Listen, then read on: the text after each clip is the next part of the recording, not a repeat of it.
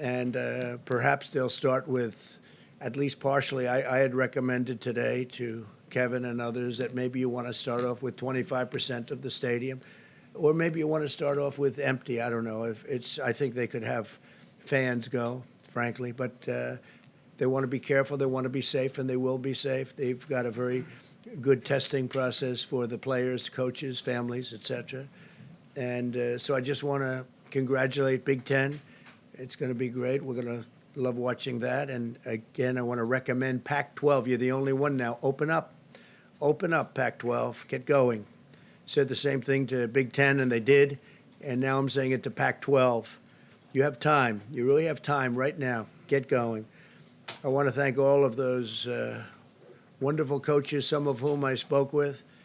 And we went through a process over the last couple of weeks, and I want to thank Congressman Anthony Gonzalez of Ohio, who, as you know, was a great football player. Some people know that. I know that.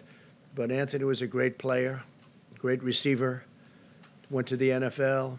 Also, I want to thank Tim Pataki of my staff. He worked very hard on this, and he was up day and night working with Kevin and everybody else. So I want to thank Tim Pataki. Great job. So Big Ten is back, and it's going to have hopefully a great season. The census recently found that in the second quarter of 2020, Hispanic Americans' home ownership reached a record all-time high. That's all-time in the history of our country. Yesterday, the census reported that median income for Americans increased by an unprecedented $4,400 last year to a record of $68,700. In 2019, income inequality fell for the second straight year.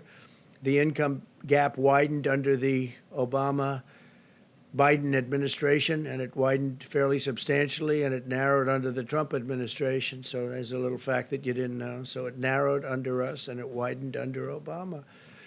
Income grew more last year alone than over the entire 8 years of Obama-Biden. And that's a big statement, but that's the way it is. In 2019, 4.2 million Americans were lifted out of poverty.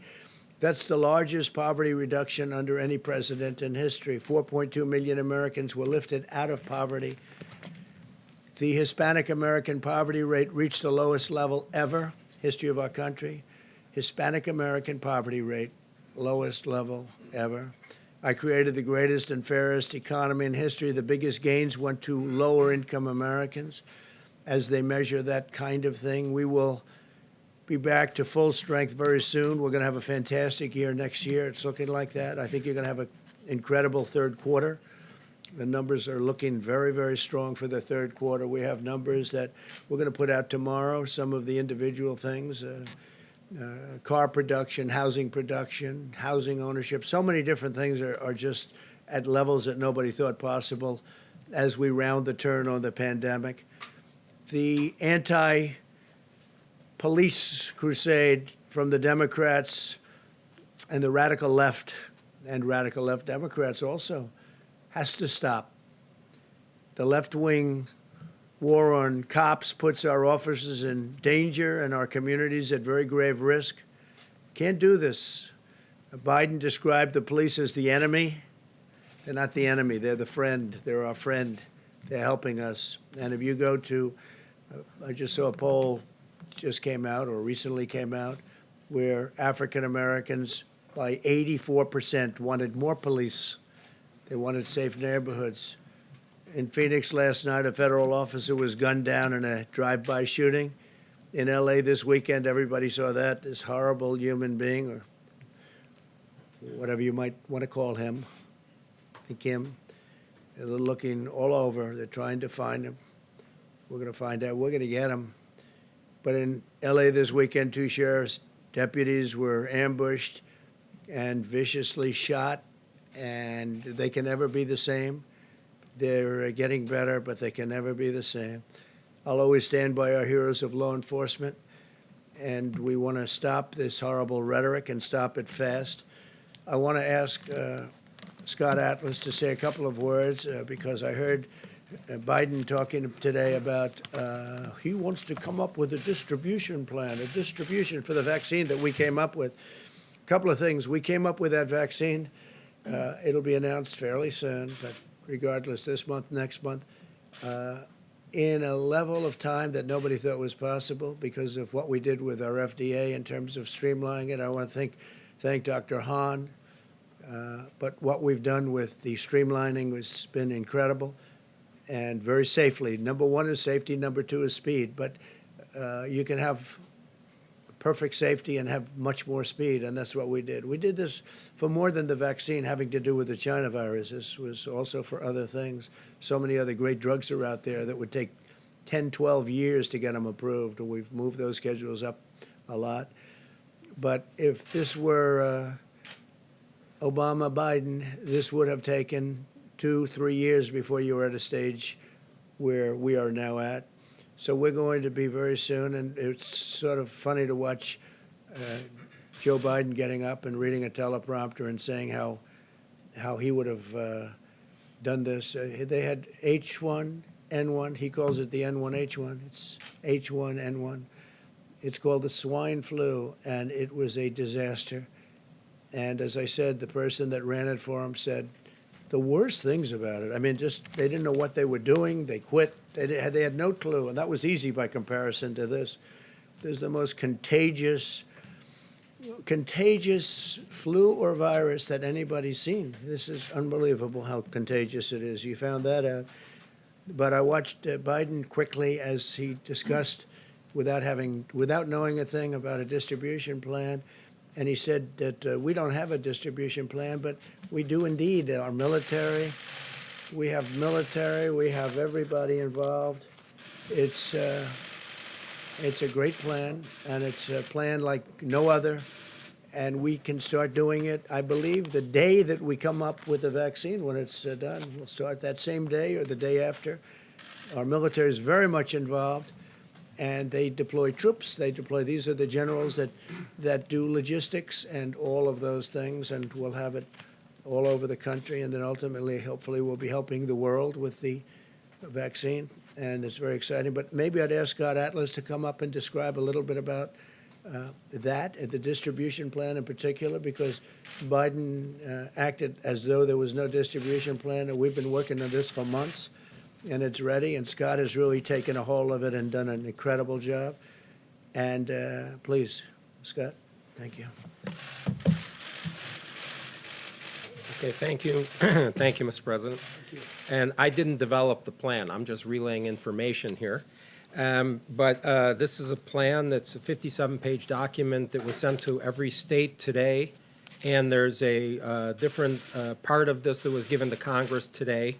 It was released by HHS. It's on the website. And in fact, I thought it was covered actually by the media, so I don't think it's a surprise, but it's a comprehensive plan. It's a public-private partnership to get everything done in terms of logistics, the IT that's necessary to trace the first dose, because some of these vaccines are anticipated to be 2 doses. There's tailoring, of course, by the states and their specifics, and there's an administration of the vaccine plan that will be done in over 51,000 outlets, including for particular attention to minority areas, over 14,000 federally qualified health centers. And as the President just said, within the first 24 hours of FDA's approval under an emergency use, we will have vaccines being delivered within the first 24 hours. And it will be done at virtually no cost to Americans. And in terms of the dosage, there will be, is it anticipated that no later than January, all the top priority people will have received the vaccine or be able to receive the vaccine. And so that kind of prioritization, which is the general prioritization done for all vaccines that are developed, particularly in a pandemic setting, goes to the high-risk people, the people with other underlying conditions, as well as first responders and people working directly in healthcare. And so that's going to be done very rapidly. Okay. Good. Thank you. Very much. Thank you. Yeah, go ahead. Mr. President, earlier today, Dr. Redfield confirmed that it looked like November, December, the first doses would be able to be distributed. But then he said that the vaccine for the general public likely would not be available until probably next summer, maybe even early fall. Are you comfortable with that timeline? No, I think he made a mistake when he said that. It's just incorrect information. And I called him, and he didn't tell me that, and I think he got the message, maybe confused, maybe it was stated incorrectly. No, we're ready to go immediately as the vaccine is announced, and it could be announced in October, could be announced a little bit after October. But once we go, we're ready. As you know, Pfizer's making this, they're taking a tremendous financial risk, and they're spending billions of dollars on actually making this vaccine. They're in a stage where they're actually making it because they feel very confident as to the results. They'll be announcing their results fairly soon. And no, that's incorrect information. He was pretty clear in the way he Yeah, said it. well, and I what he think so, said. but I don't think he means that. I don't think when he said it, I believe he was confused. I'm just telling you, we're ready to go as soon as the vaccine happens. So when do you want to see it available? What would be a timeline I that would you say would be that, happy with? yeah, we will start distributing it immediately But to the general public, not to the just general others. public very shortly. Really to the general public immediately. When we go, we go. We're not looking to say, gee, in 6 months we're going to start giving it to the general public. No, we want to go immediately. No, it was an incorrect statement. I saw the statement. I called him. I said, what did you mean by that? And I think he just made a mistake. He just made a mistake. I think he misunderstood the question, probably. So if you were to put a timeline on when every person in America will be able to get a vaccine, what would that date be? I think it would be very soon. I think our distribution process is going to go very quickly. I told you, we've engaged the military. We have a general who's in charge of all logistics, who delivers soldiers. He's a fantastic guy. He's supposed to be fantastic at what he does. And we figure that's better than any company you're going to hire. You can't hire a company like that. And we look to do distribution immediately after we get the word that it's good. And I think they're having tremendous success with the vaccine itself. I think the results will be early and strong. The safety has to be 100%, and we're going to insist on that. And obviously, the companies are going to insist on that also. So could you put an actual date, like January, February, March? Scott, what would you think? Yeah, as I said, the high priority people will have Sure. in sometime no later than January. I mean, of course, it depends on when things are approved and the emergency But what use about is the, given. I'm talking about the I low understand, priority people. yeah, I can finish. And then it's anticipated there will be 700 million doses by end of Q1. That's 700 million doses. So by the end of March. That's end of Q1. Dr. Atlas, do you mind if I ask you a question? Q1, he said. Right, yeah, that's the end of March, right? It's one thing to have the doses, but we've talked to a lot of public health experts who say if this is happening in the winter and you have to socially distance, you can't have the packed lines that we saw during H1N1. You can't have packed auditoriums. You have to space it out. So that's one thing. Another thing they're worried about is storing these vaccines. And since we don't know which one is the winner, doctors' offices may not have dry ice to handle negative 80 degrees. So these are challenges. Are you prepared to say that you can overcome all those in 3 months? Yes, because at least I've been briefed on the vaccine, okay? And so all the refrigerators that are necessary, everything is going to be in place for this. There's a very detailed logistical plan that was started months ago. And you're welcome to read it on the web, but basically, yeah, all those things are not a problem really. I mean, if people know how to shop for groceries or go into a store or sit in the restaurants that are open and use social distancing, I think they can do it for vaccines too. And you also have more than one company. You have Johnson & Johnson, you have Pfizer, you have Moderna, you have others. So we could conceivably have vaccines being given out by numerous companies, and they're all world-class companies. They're fantastic companies. That could happen also. Okay? Yeah, please, go ahead. Thank you, Mr. President. Are you prepared to sign off on the Oracle and TikTok deal even though the Treasury isn't getting paid? And also, does the deal meet your requirements in terms of national security concerns? Okay, they're giving me studies on the deal. Has to be 100% as far as national security is concerned. And no, I'm not prepared to sign off on anything. I have to see the deal. We need security, especially after what we've seen with respect to China and what's going on. We want security. So I'll let you know. They're going to be reporting to me tomorrow morning, and I will let you know. What about the payment? What about the payment to the Treasury? Well, we're going to see about that. Amazingly, I find that you're not allowed to do that. You're not allowed to accept. When I say, what kind of a thing is this? If they're willing to make big payments to the government, they're not allowed because there's no way of doing that from there's no legal path to doing that. And I'm saying, wait a minute, they're willing to make a big payment to the government and we're not allowed to take the money? When does this happen? How foolish can we be? So we're looking into that right now. You understand that? In other words, I said, no, I want a big chunk of that money to go to the United States government because we made it possible. And the lawyers come back to me and they say, well, there's no way of doing that. You know why? Because nobody's ever heard of that before. Nobody's ever said that before. Nobody's ever said, well, we'll approve the deal, but we want a lot of money to go to the government because by approving the deal, we're making the deal valuable. They've never heard of that before. Okay? Can you believe that, right? Hard to believe. Yeah, please go ahead. Yeah, a quick follow-up on TikTok. You had said earlier that it was really important to you that a U.S. company buy TikTok, and according to the proposal submitted by ByteDance would keep a majority stake, and Oracle would have a minority stake. Well, we're going to find out about that. We're looking into that from the standpoint of ByteDance. We don't like that. I mean, just conceptually, I can tell you I don't like that. That has not been told to me yet. That has been reported, but it hasn't been told to me. It could be very accurate reporting for a change. So if that's the case, I'm not going to be happy with that. Assuming that ByteDance is China, which I think it probably is, yeah? Yeah, in the back, let's go. Yeah. Thanks, Mr. President. Bill Barr told prosecutors that he wants to charge violent demonstrators with sedition. And you told Judge Janine that if there's violent demonstrations on election night, we'll put them down very quickly if they do that. Look, it's called an insurrection. So I'm wondering why you want to use that kind of rhetoric when there's such a Well, volatile the question was situation. asked to me about if you have violent demonstrations. Yes, we will put it down very, very quickly if there is. Absolutely. Are you making And I plans? think the American public wants to see that. Yeah, OAN, please. Violence on OAN, election yeah, night? please. Thank you, Mr. President.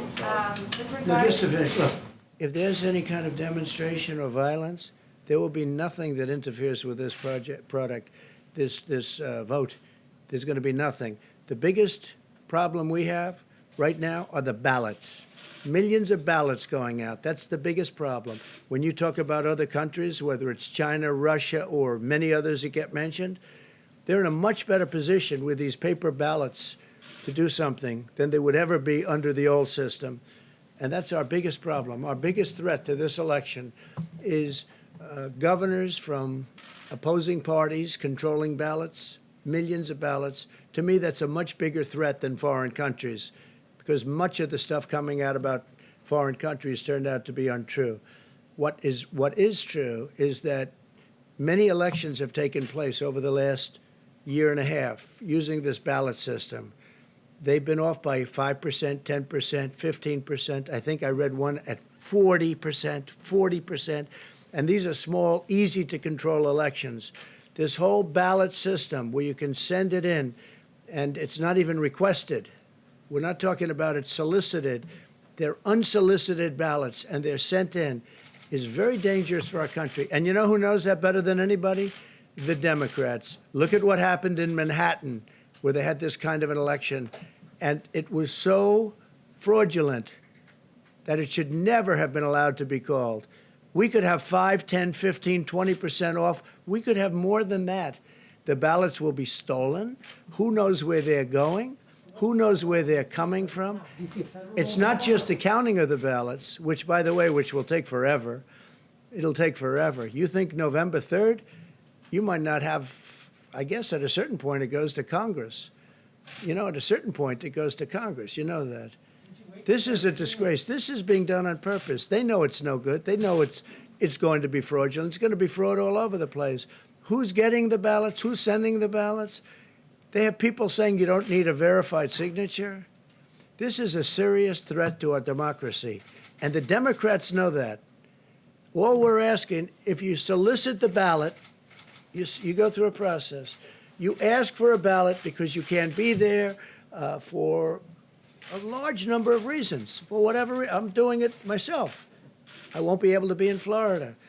You solicit and they send it back. You do it and you send it back. That's a process that you go through, and it's pretty secure. I use the word pretty secure. I guess nothing's foolproof, But what's pretty close to what the most foolproof thing, the thing that really works, is you go to the ballot box. It's going to be very safe. I think by that time, COVID will be even lower. It's going to be very low. It's going to be a very safe process. We did it during World War I. We did it during World War II. The biggest threat to this election is these unsolicited ballots sent out by the millions, controlled by governors like in Nevada, who is a political person, very political, but far beyond being governor, where they tried to stop you from making a speech unsuccessfully, but we had to move around a lot, had to move quickly.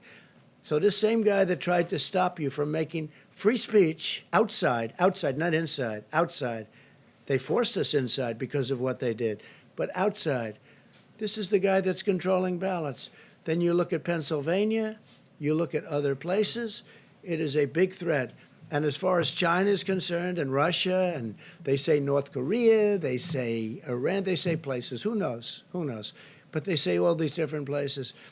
They can make forgeries of these ballots. They can do things that will blow your mind. And the Democrats know it's wrong. They know it's going to end up being a disaster. Just take a look at what's happened. Take a look at what's happened over the last year with this same kind of thing, except in a very small setting, with very few ballots going out. So that's much easier. Not 53 to 80 million going out. A very small number. And you know what's happened? Fraud like you've never seen, missing ballots, ballots that never showed up, ballots with bad signatures, ballots with no signatures. And in the case of Nevada, they don't even want verification of the signature. It's a disgrace. Now, the hope for our nation is it's before judges. In Pennsylvania, it's before judges. In Nevada, it's before judges. In other places, it's before federal judges. And hopefully they'll do what they did the other day in Pennsylvania, where we had a great victory. Open up your state. It's unconstitutional to close it, because what they were doing is closing it. And they're closing it for political reasons. It'll open on November 4th. It'll open up right after the election. But they want they want our numbers to be as bad as possible. But the problem is our numbers are so good, with or without various states opening up, with or without. But we had a big legal victory, as you know, 3 days ago. A federal judge told them to open up their state. It's unconstitutional what you're doing. That's in the case of Pennsylvania. Now the big cases are going to be the cases on these unsolicited ballots, and we'll see what happens. All right, OAN, please. Mr. President, on the grounds that the Chinese Communist Party has been using slave labor in Xinjiang, your administration has imposed a limited ban on certain products coming out of Xinjiang, stopping short of a full region ban. What is your response to the Chinese Communist Party's spokespeople who are saying that this is an outright lie, Xinjiang does not have forced labor? And number two, have allies expressed interest in standing with this administration in taking action against forced labor imposed by the Communist we don't Party? want to see that. We've been very strong on that. We're getting reports in over the next 2-3 days. We'll know very accurately what the story is, and we'll then take action one way or the other. Yes, I just wanted to ask you about the WTO's recent ruling against the United States over $200 billion in tariffs on China. Should the U.S. remain part of the WTO? Well, I have real questions about it. Look, the U.S., we just won a $7.5 billion lawsuit, which nobody used to sue before I came along, you know. Well, they used to lose them every single time. Now they haven't been losing them. But we're getting reports on the WTO. It's not good. Never been good to us. The WTO, as far as I'm concerned, was created to suck money and jobs out of the United States to the benefit of China and other countries. That's what my opinion is. Whether it was created or it just turned out to be that way. But the World Trade Organization has been not good for the United States. It's been good for everybody else, but it's not been good. It was a method, in my opinion, of taking advantage of the United States. So we're looking into what happened, and we'll get back to you fast. Two questions. One, you said you spoke with Dr. Redfield earlier, and you said that he made a mistake. I think he made a mistake. Yeah, But- I didn't go into any great depth. I was very surprised to hear it. It doesn't really matter. Here's what does matter. We're all set to distribute immediately. as soon as that vaccine comes out that's safe and good and works, whether it's Pfizer, Johnson & Johnson, or anybody else, we are ready to distribute it very rapidly, as Scott said, and as our team knows, and they're ready. And that could be it could be in October, sometime in October or November. I don't think it's going to be much later than that, but I think it could be sometime in October. We're ready to move, and it'll be a very full distribution. So y'all had the call, you said that you told him that he had made a mistake. What was his response? No, I And did didn't he tell him apologize? anything. I said, what happened?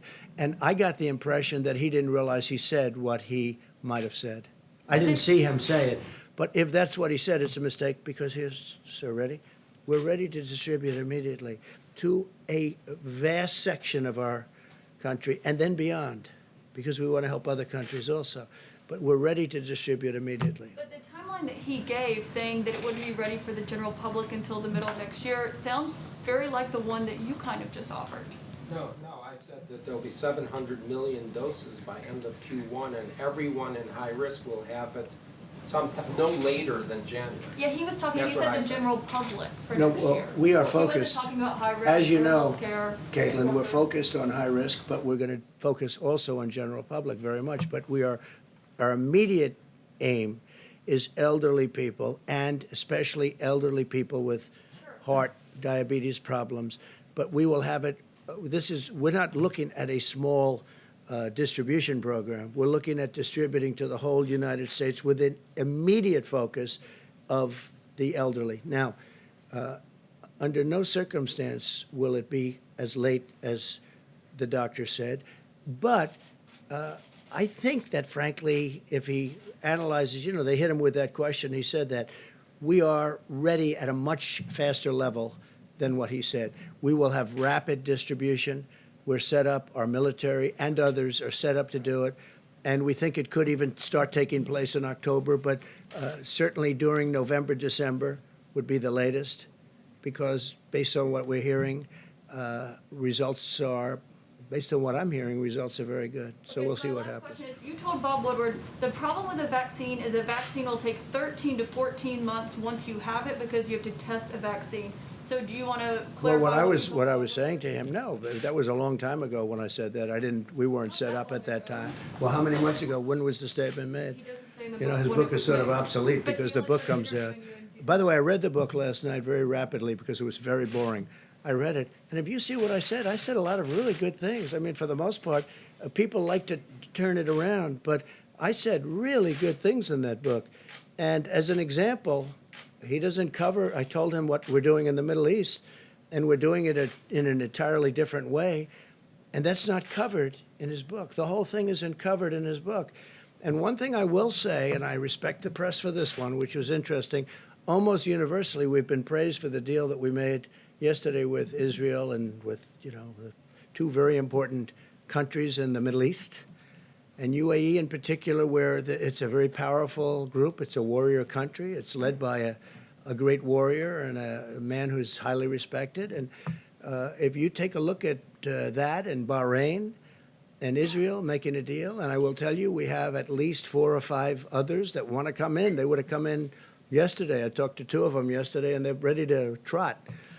And I think you're going to have a whole level of peace without blood all over the sand. Nobody was shot. Nobody was killed. We killed hundreds of thousands of people in the Middle East. It's been. I always say it's the bloodiest sand anywhere in the world, and it didn't have to be that way. The single worst decision our country ever made was to go into the Middle East.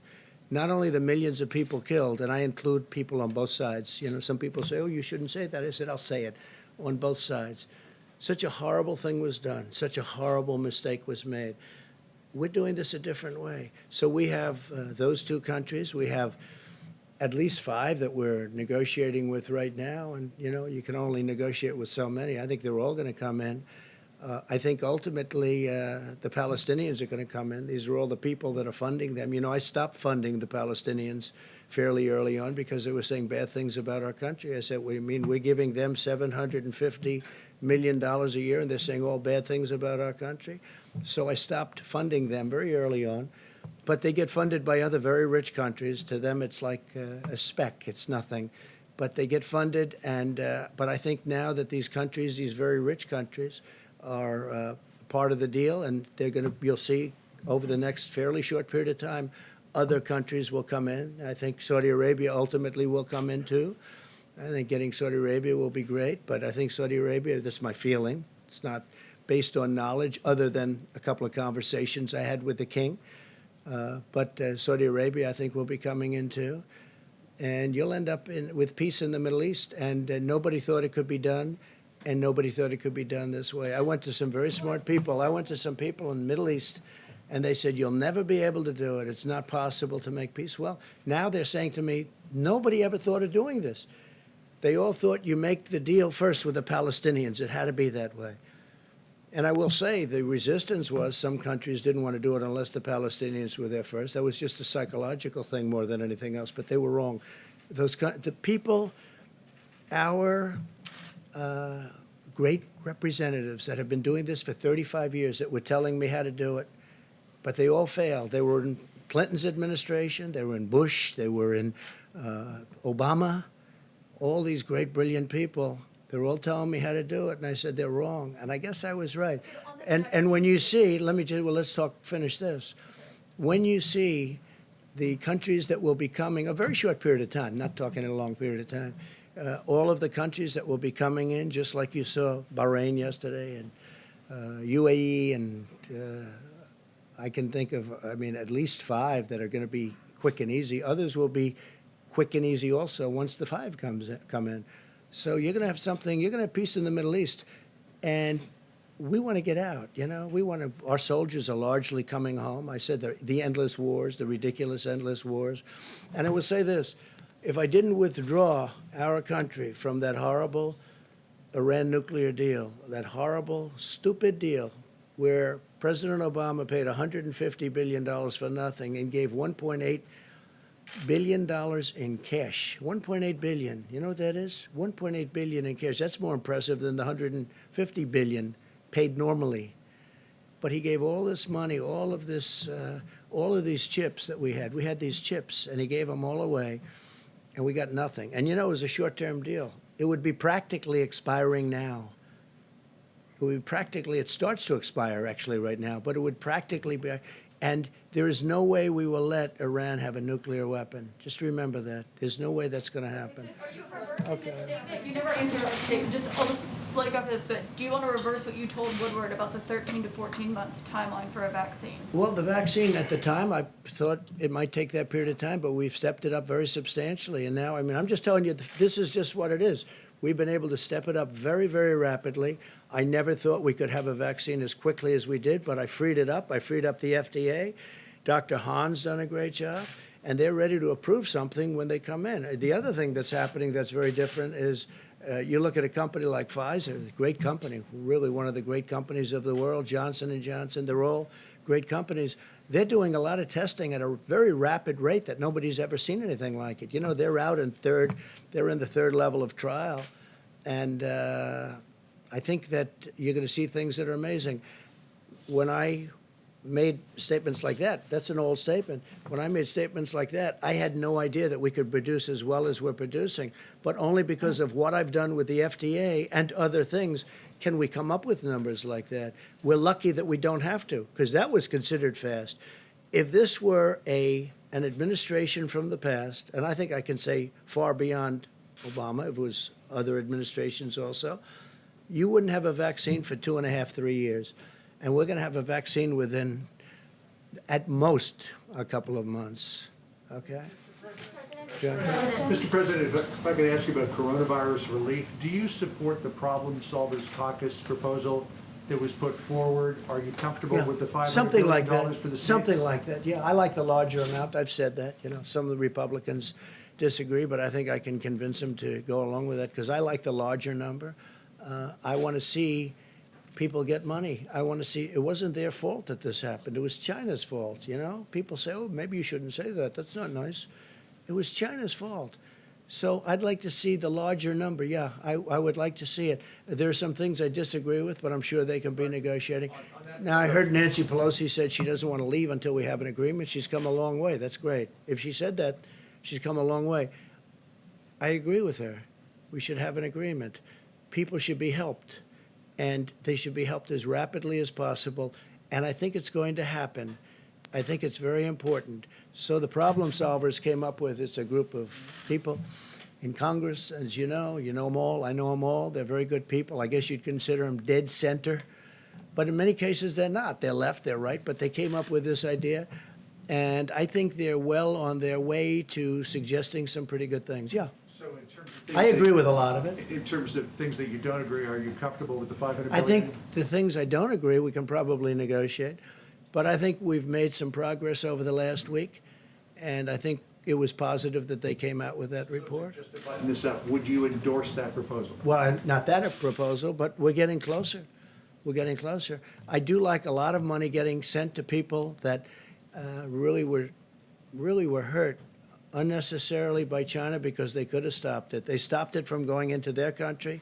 They could have stopped it from coming to our country and from going to Europe and from going to the rest of the world, 188 different countries from all over the world, please. Mr. President, the director of the CDC also testified today that a mask, in his estimation, is guaranteed to protect the American public more from the coronavirus than a vaccine. You have, as detailed, poured a lot of resources into a vaccine development.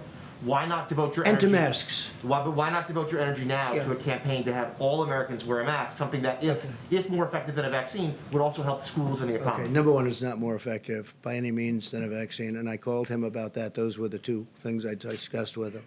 And I believe that if you ask him, he would probably say that he didn't understand the question because I said to him, I asked him those two questions, the one question which we covered and the mask question. And I was inaccurately covered because I was on with George last night, George Stephanopoulos, and I enjoyed it. I think people enjoyed it. I got, a lot of people said very good things about the show.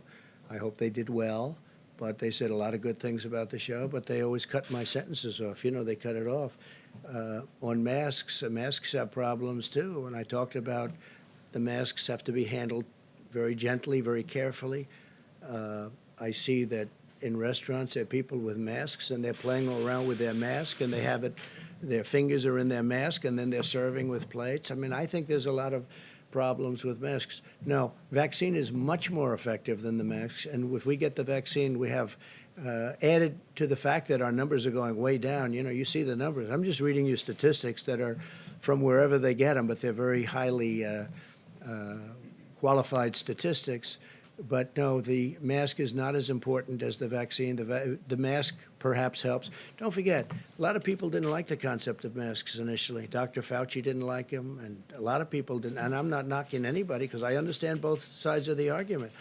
But when I called up Robert today, I said to him, what's with the mask? He said, I think I answered that question incorrectly. I think maybe he misunderstood it. I mean, you have two questions. Maybe he misunderstood both of them.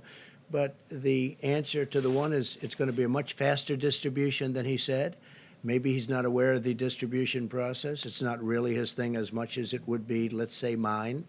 But the distribution is going to be much faster. As far as the mask is concerned, I hope that the vaccine is going to be a lot more beneficial than the masks because people have used the masks. But when I looked at that chart that we put up, if you look, we're right. If you do the good job, they had, I guess, 240,000. But if you do the good, if it worked out well. Now, look, one death is too much. One death is too much. Should have never happened. But the lower level was at that 240,000, between 100 and something and 240,000.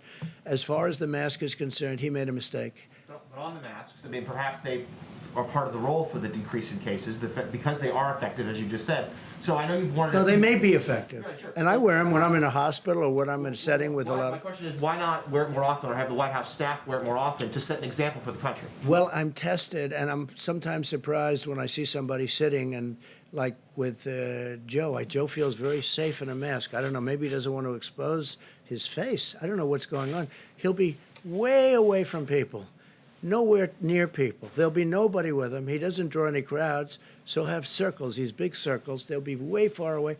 There's no reason for him to have masks on. We get tested. I'm tested. I have people tested When people come into the Oval Office, it's like a big deal. No matter who they are, they're heads of countries, they all get tested. So I'm in sort of a different position.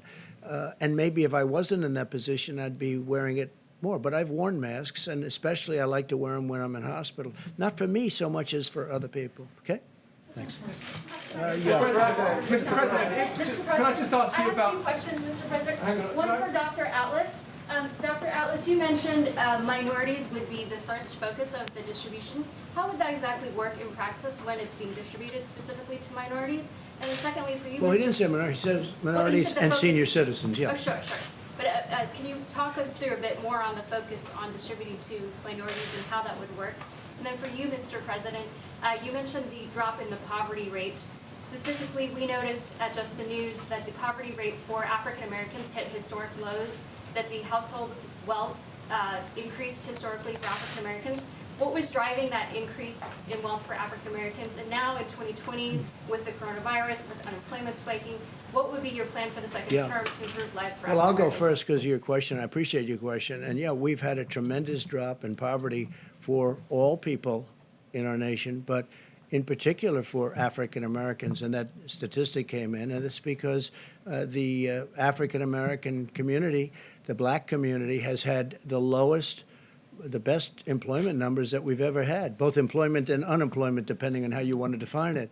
But we've had the best employment numbers we've ever had. Now, we had the greatest employment in the country ever, almost 160 million people. We've never been close to that number, but we were just 6 months ago. And I'm very proud of the numbers. African Americans, Hispanic Americans, they had the best numbers they've ever had by far, both employment and unemployment, depending on definition. Thank you very much for that question. Scott, do you want to answer that? To clarify, I said that the first prioritization is the high-risk people and frontline healthcare workers. But just to reiterate what I said, there are 51,000 outlets for distribution, for vaccination. And there's over 14,000 federally qualified health centers that are particularly targeted to minority and low-income areas. So that's a focus. I want to point out two other things. We're also prioritizing testing to historically black colleges and universities. And we're in the process of getting that finalized because we know that there's higher morbidity in certain ethnic groups.